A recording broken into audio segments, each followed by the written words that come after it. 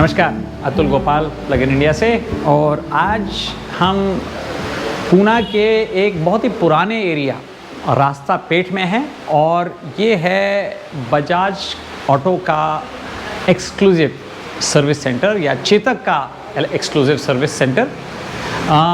ज़्यादा करके जो पुरानी पीढ़ी की कंपनियां हैं वो लोग सेम वर्कशॉप में पेट्रोल की गाड़ियाँ और इलेक्ट्रिक गाड़ियाँ दोनों रिपेयर करते हैं, लेकिन बजाज ने अब एक नया डिसीजन लिया है कि जो उनकी इलेक्ट्रिक गाड़ियाँ होंगी उनके लिए एक नया अलग सा सर्विस सेंटर होगा।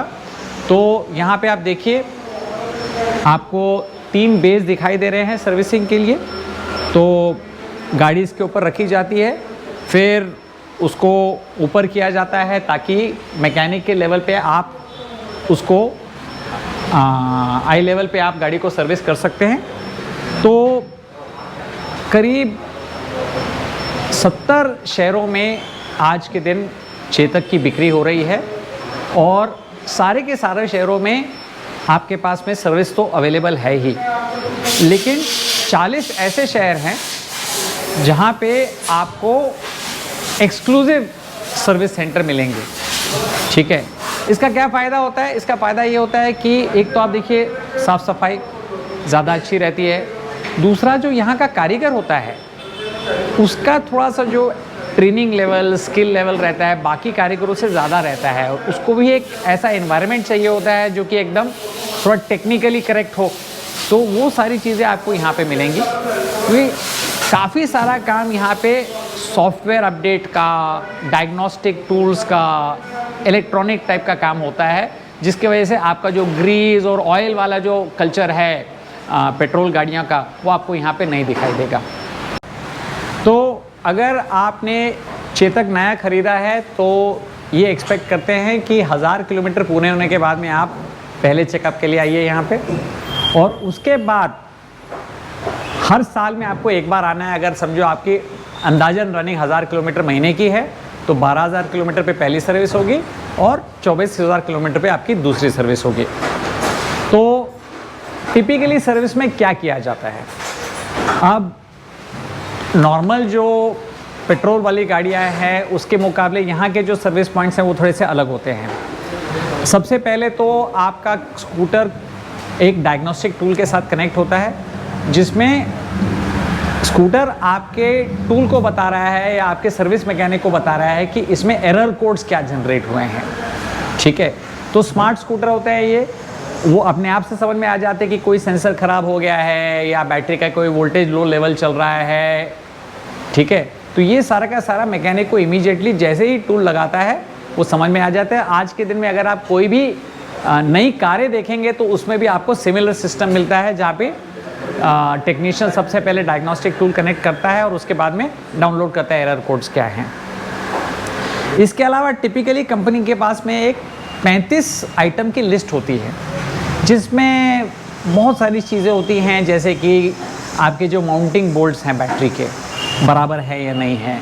ठीक है, उसके बाद जो ट्रांसमिशन है अंदर, क्योंकि बजाज के जो गाड़ी है उसमें एक फिक्स ट्रांसमिशन है, कोई बेल्ट नहीं है, गियर्स के द्वारा मोटर से आपका व्हील कनेक्टेड है और वो जो ट्रांसमिशन है उसके अंदर ऑयल लगा रहता है। तो वो ऑयल की कंडीशन ठीक है नहीं है वो चेक किया जाता है। जो केबल्स कनेक्ट कर रहे हैं आपके, ठीक है, वो बराबर है कि नहीं है। फिर अंदर जो आपका जो इंजन वाला एरिया है, इंजन वाला नहीं कहूँगा, व्हील वाला जो एरिया है, उसके अंदर में आपका व्हीकल कंट्रोल यूनिट है, आपका बैटरी मैनेजमेंट सिस्टम्स हैं जो कंट्रोलर रहता है। तो ये सब के ऊपर में ठंडा करने के लिए उसको एक फिन नाम की चीज़ होती है। आपने जैसे मोटरसाइकिल वगैरह में देखा होगा तो आगे वाला जो हिस्सा रहता है जिसमें वो जो खड़े एल्यूमिनियम के जो चीज़ें रहते हैं उसको फिन्स कहते हैं।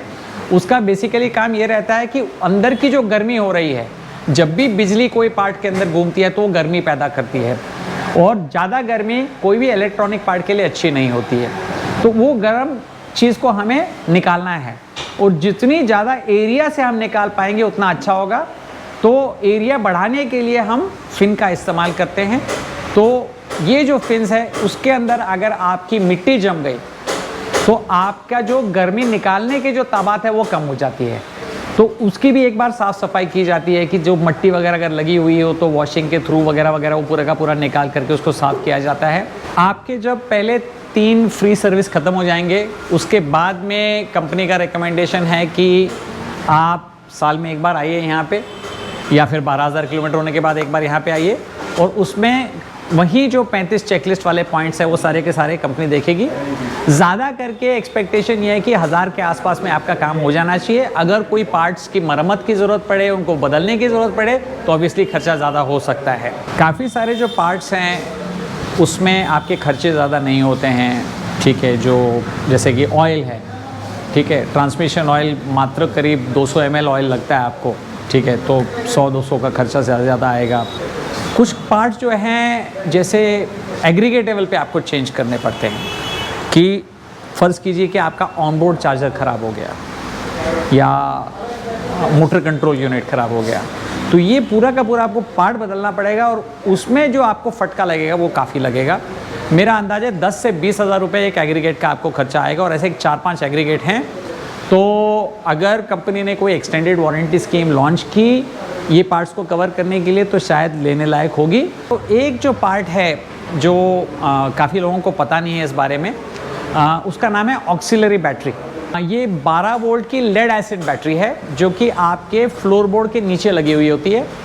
तो इसकी जो लाइफ रहती है मेन बैटरी जितनी नहीं रहती है, ठीक है। तो मेन बैटरी की लाइफ आप समझ लो 10 साल चलेगी, इसकी जो लाइफ रहती है करीब 1.5 साल 2 साल के बीच में की रहती है, ठीक है। तो ये आपको बदलना पड़ेगा। अगर आपके ऑक्सिलरी बैटरी में प्रॉब्लम है तो आपकी हो सकता है स्कूटर ऑन होना, आपकी डिक्की खुलेगी नहीं, राइट। और इसको बदलना कोई ज़्यादा महंगा नहीं पड़ता है, करीब 1200-1500 का खर्चा आता है उसको ऑक्सिलरी बैटरी चेंज करने के लिए। क्योंकि वो लेड एसिड बैटरी है इसीलिए उसका लाइफ इतनी ज़्यादा बाय डिज़ाइन होती नहीं है, ठीक है। लेकिन अगर वो फेल हो रही है तो आप चिंता मत कीजिए, आपके कोई 50-60 हज़ार रुपये लगने नहीं वाले हैं उसके। कि बैटरी की लाइफ कितनी बची हुई है, उसके लिए बैटरी इंडस्ट्री में एक स्टेट ऑफ हेल्थ नाम की चीज़ होती है, ठीक है।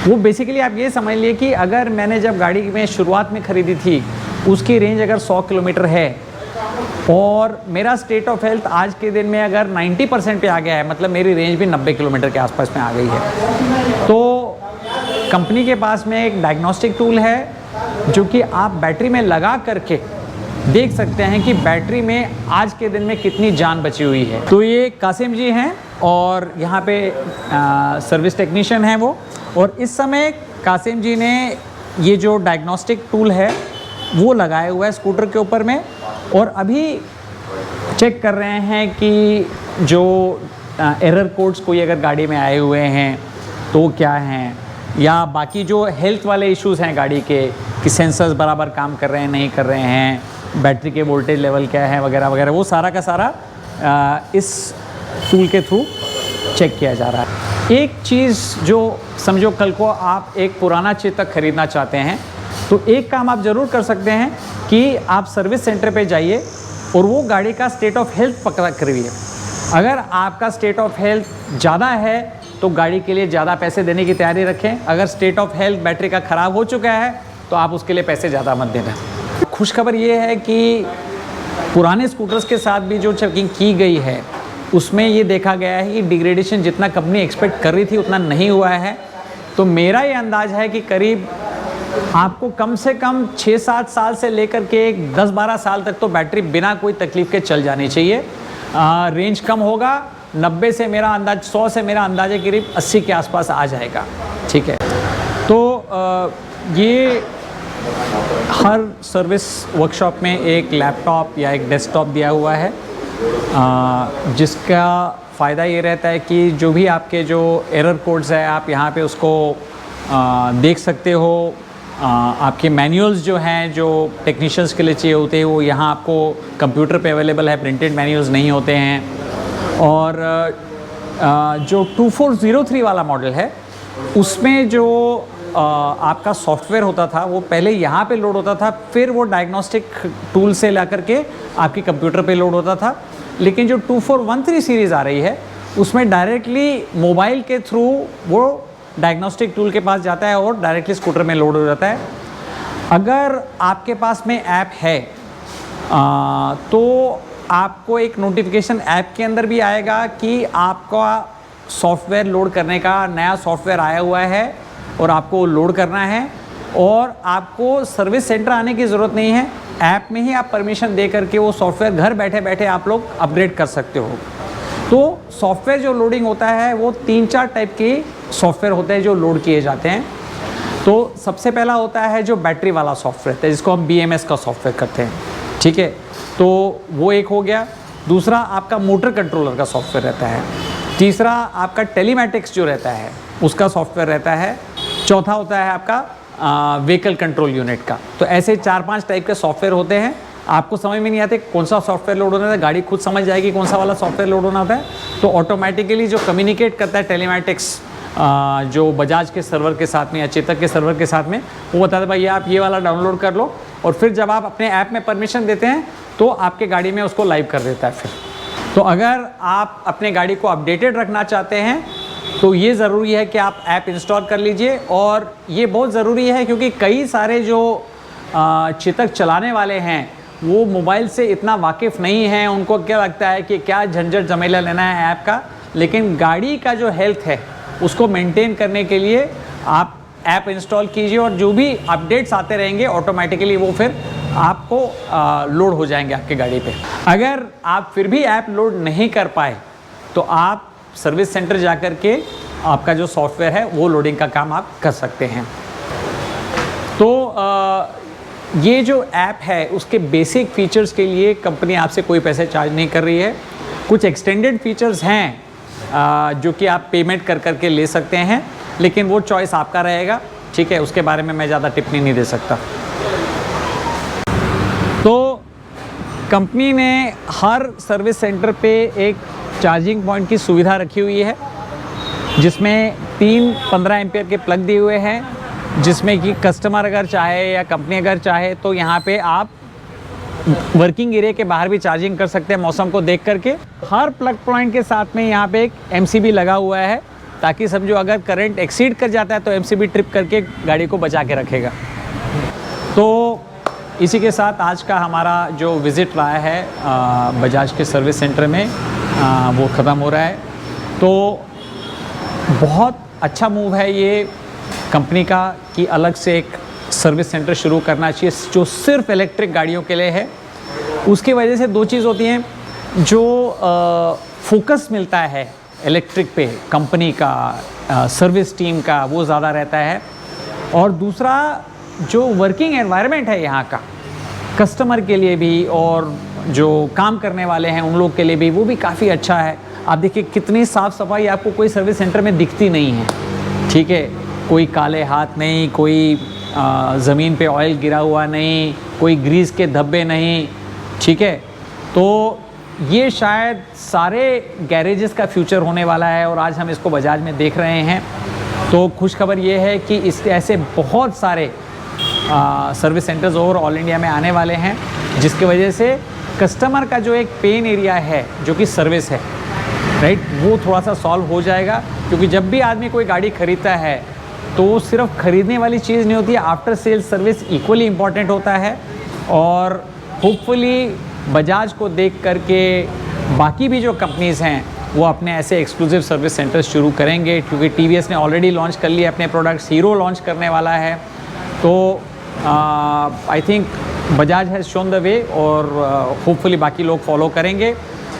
तो ये आज की जर्नी रही। आपको क्या लगा सर्विस के बारे में? आप कोई कमेंट्स डालना चाहते हैं, कोई सुझाव देना चाहते हैं कंपनी में, तो कमेंट सेक्शन में ज़रूर डालिए। और अगर आपने घंटी नहीं बजाई है प्लग इन इंडिया की तो ज़रूर उसको बजा करके सब्सक्राइब कीजिए।